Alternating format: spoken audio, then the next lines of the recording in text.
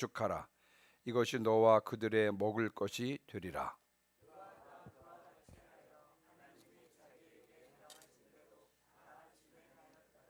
아멘. 자, 오늘은 창세기 6장 13절부터 22절까지 말씀을 읽었는데요.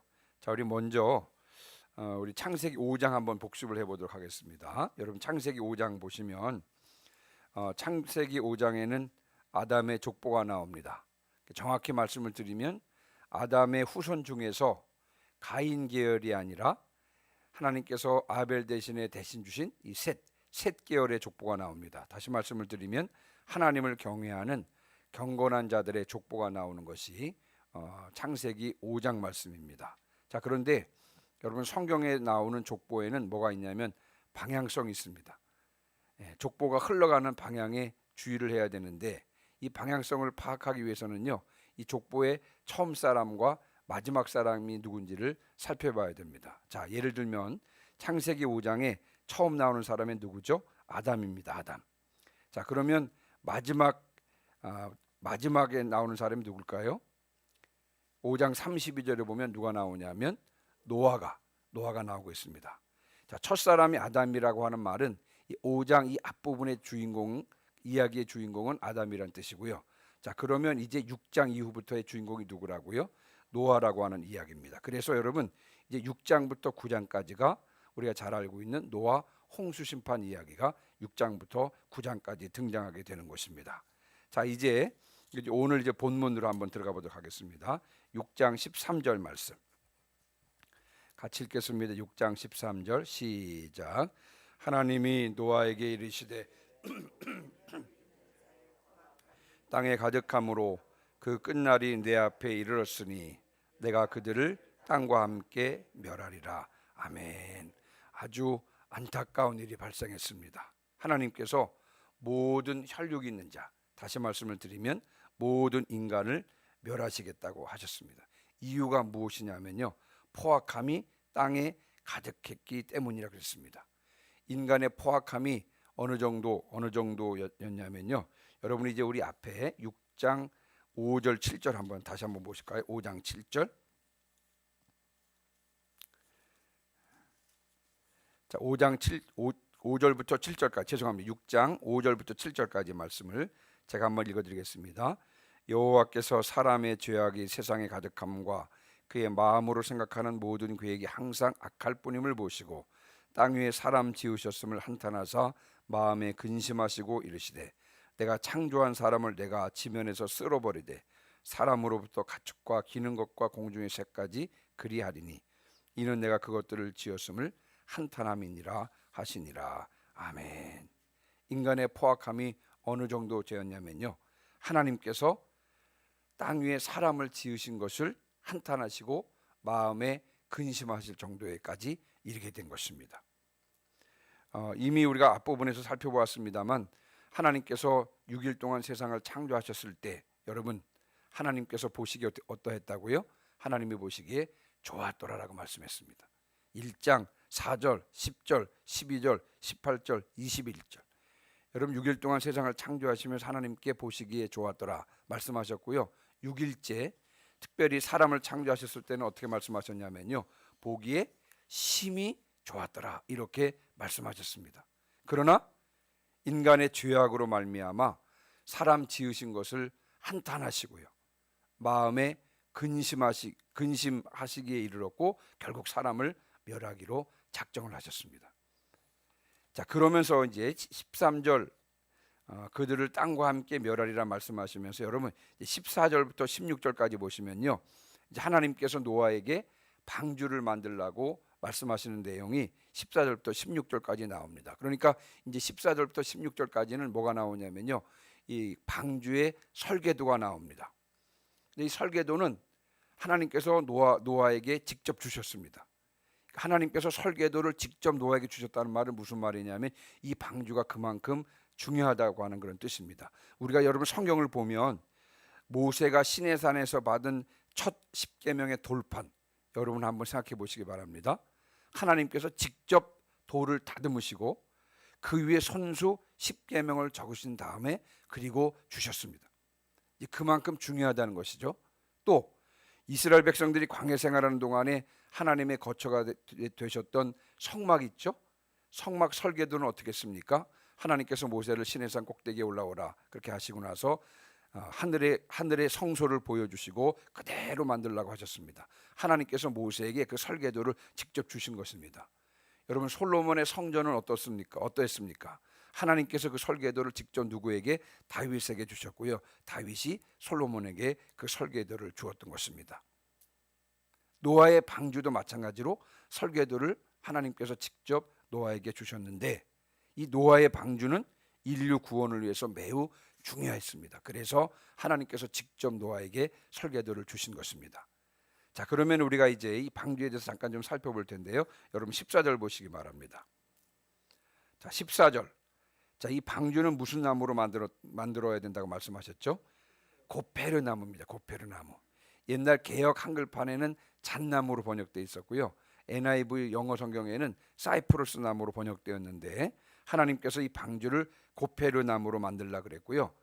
여러분 19절 보면 그 내부는요, 혈육 있는 모든 생물을 실을 수 있도록 여러 칸을 막으라 그랬습니다.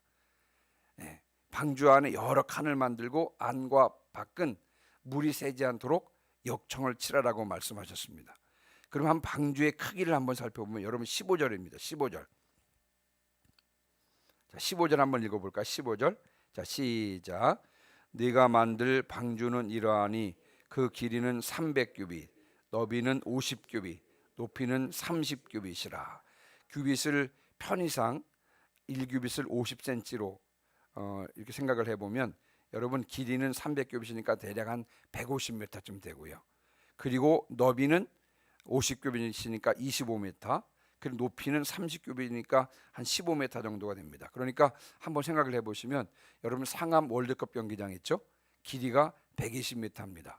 그러니까 노아 방주는 큰 축구 경기장만 하다 이렇게 생각하시면 되겠습니다. 사실은 규모가 대단하죠. 그리고 창문 16절에 보니까 위에서부터 한 규빗 50cm 아래에 내고 문은 옆으로 내고 상중하 3층으로 하라고 하셨습니다. 자, 창을 위쪽으로 내라는 말은 이제 방주가 물 위에 떴을 때 그 물이 들어가지 않도록 하기 위해서 창을 위쪽에 내도록 그렇게 고려했을 것으로 생각해 볼 수가 있습니다. 자, 그런데 여러분 노아의 방주는 엄밀히 말하면 배가 아닙니다. 자, 왜냐하면 여러분 그 노아의 방주에는 엔진이 있습니까? 없습니까? 없고요. 키가 있습니까? 없습니까? 없습니다. 이 말이 무슨 말입니까? 여러분 그 노아의 방주 키가 없다는 말은 무슨 말이냐면 노아 그 방주 안에 있던 노아나 그의 가족이나 또 방주에 탄 동물들이요, 배가 나아갈 방향을 결정할 수 있다 없다? 결정할 수 없다. 아무런 영향을 끼칠 수 없다는 것입니다. 그냥 네모난 상자입니다.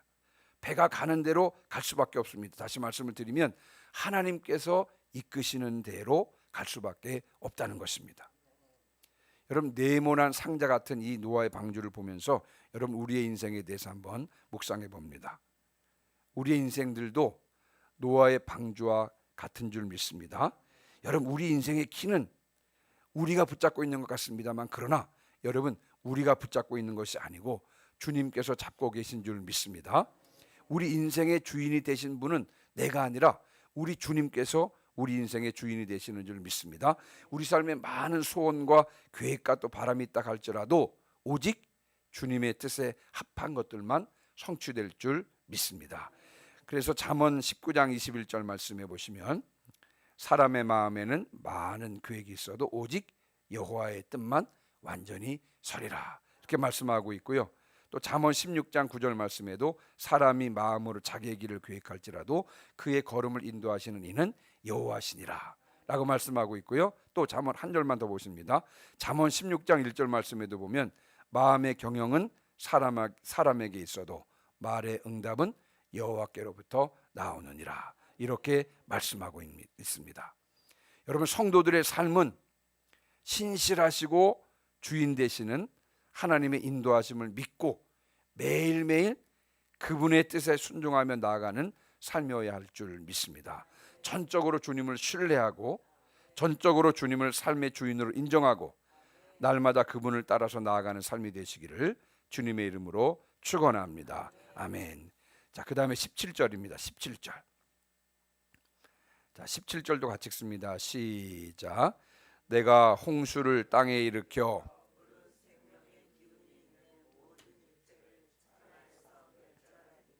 땅에 있는 것들이 다 죽으리라. 아멘. 자, 13절에서요. 모든 인간을 멸하시겠다고 하나님께서 말씀하셨죠. 자, 17절에서는요. 어떤 방법으로 멸절시킬지에 대해서 말씀하고 있습니다. 홍수를 땅에 일으키신다는 것입니다. 홍수를 땅에 일으키셔서 숨이 있는 모든 육체를 멸절시키겠다고 하셨습니다. 자, 그래서 홍수를 일으키실 거기 때문에 14절부터 16절까지 방주에 대해서 말씀하셨던 것입니다. 자, 그 다음에 이제 여기에 중요한 내용이 나오는데요. 여러분 18절입니다. 18절. 18절부터 21절까지 말씀을 한 번 더 우리 교독해 보겠습니다. 18절을 제가 읽습니다. 그러나 너와는 내가 내 언약을 세우리니 너는 네 아들들과 네 아내와 네 며느리들과 함께 그 방주로 들어가고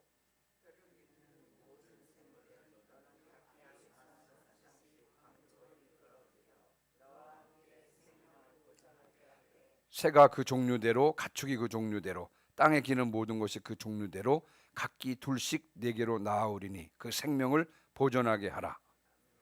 21절. 네.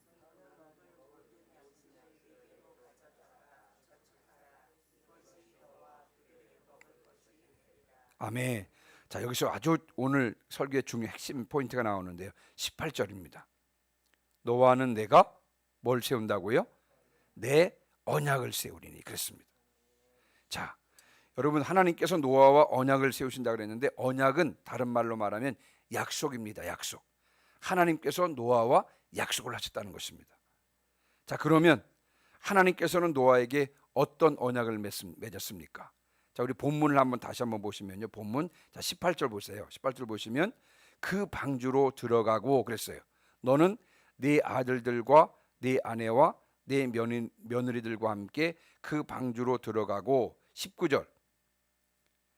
그 다음에 끝부분에 보시면 너와 함께 생명을 보존하게 하되 그리고 20절 끝에 보시면 그 생명을 보존하게 하라 그랬습니다. 자, 이 그 18절, 19절, 20절을 근거로 보면 여러분 하나님께서 노아에게 어떤 언약, 어떤 약속을 하셨냐면요. 방주에 들어간 존재는 살려주시겠다고 하는 약속인 것입니다. 하나님께서 노아와 언약을 맺으셨는데 약속을 하셨는데 어떤 약속이냐면요. 방주에 들어간 존재들은 사람이든지 동물이든지 살려주시겠다고 하는 것입니다. 여러분 하나님은 어떤 분이십니까? 하나님은 신실하신 분이십니다. 약속을 하시면 그 약속을 반드시 지키시는 분이 누구시라고요? 하나님이십니다. 여러분 우리가 지난주에 암송했던 구절이 있죠. 민수기 23장 19절. 하나님에 대한 말씀인데 신실하신 하나님에 대한 말씀이죠. 여러분 다 암송하셨죠? 한번 이 시간에 한번 암송 한번 해보도록 하겠습니다. 민수기 23장 19절 말씀. 하나님 시작. 하나님은 사람이 아니시니 거짓말을 하지 않으시고 인생이 아니시니 후회가 없으시도다. 어찌 그 말씀하신 바를 행하지 않으시며 하신 말씀을 실행하지 않으시랴. 민수기 23장 19절 말씀. 아멘. 하나님은 어떤 하나님이시라고요? 신실하신 하나님이십니다. 자, 그러면 여러분 노아 시대에는요 어떻게 살았느냐가 중요하지 않습니다. 중요한 것은 뭐냐면 방주 안으로 들어갔느냐 그렇지 않느냐가 중요한 것입니다. 비록 술 취하고 방탕하고 아무렇게나 살았다고 할지라도 그러나 하나님의 약속의 말씀을 믿고 방주 안으로 들어간 자는 구원을 받았습니다. 그러나 방주 안으로 들어가지 않은 자는요 구원을 받지 못했습니다. 누구든지 노아의 외침을 듣고 방주 안으로 들어가기만 하면 구원을 받았습니다. 그러나 노아의 가족을 제외하고는요 어떤 누구도 방주 안으로 들어가지 않았습니다. 노아의 가족을 제외하고는 어떤 누구도 하나님의 약속의 말씀을 믿지 않았습니다. 하나님의 약속의 말씀을 믿지 않는 사람들은 어떻게 됐습니까?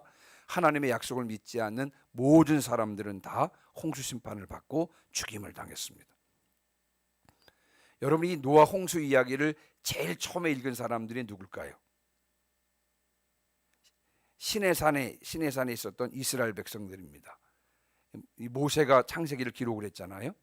출애굽을 해서 가나안 땅으로 향하고 있는 이스라엘 백성들이 처음으로 이 창세기에 나오는 그 내용들을 읽었을 텐데, 이 이스라엘 백성들은 노아의 방주 사건을 누구보다도 잘 이해했을 것입니다. 왜냐하면 그들은 애굽에서 무엇을 경험했냐면요, 유월절 사건을 경험했기 때문에 그렇습니다. 하나님께서 이집트에 이 장자의 죽음이라고 하는 재앙을 내릴 때 여러분, 이스라엘 백성들은 어떻게 구원을 받았습니까? 이스라엘 백성들은 이스라엘 백성들이었기 때문에 구원을 받았습니까? 아브라함의 후손이었기 때문에 구원을 받았습니까? 여러분, 하나님의 약속의 말씀을 믿고 그들이 사는 집 문설주와 문인방에 양의 피를 발랐기 때문에 구원을 얻었습니다.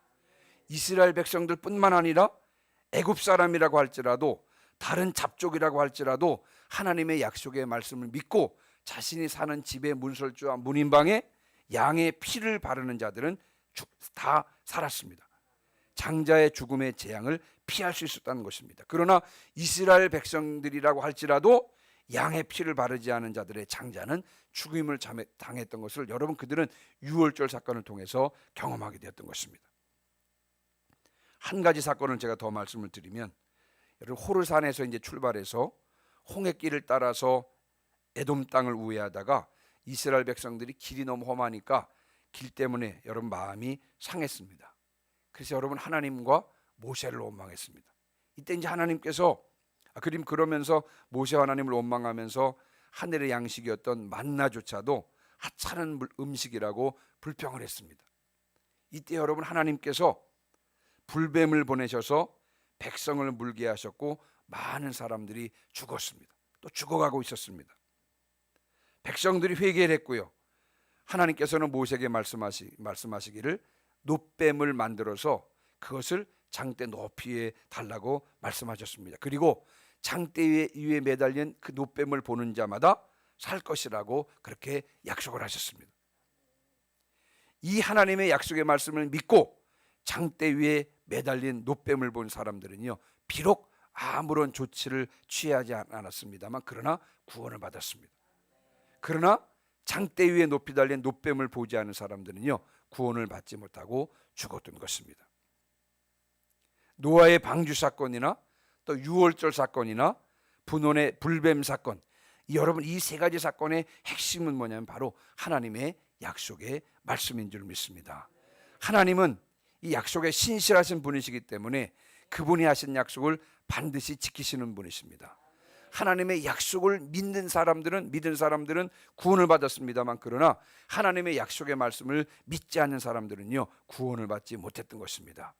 구원의 여부는 이 하나님의 약속을 믿느냐 믿지 않느냐에 달려있는 것입니다. 내가 어떻게 살았느냐, 내가 어떤 조치를 취했느냐, 내가 어떤 준비를 했느냐가 중요한 것이 아니고요, 하나님의 약속의 말씀을 믿으면 구원을 받고 하나님의 약속의 말씀을 믿지 않으면 구원을 받지 못하는 것입니다. 하나님의 약속의 말씀이 관건인 줄 믿습니다. 하나님께서는요, 당신의 아들을 보내셔서 우리의 죄짐을 대신 지게 하셨습니다.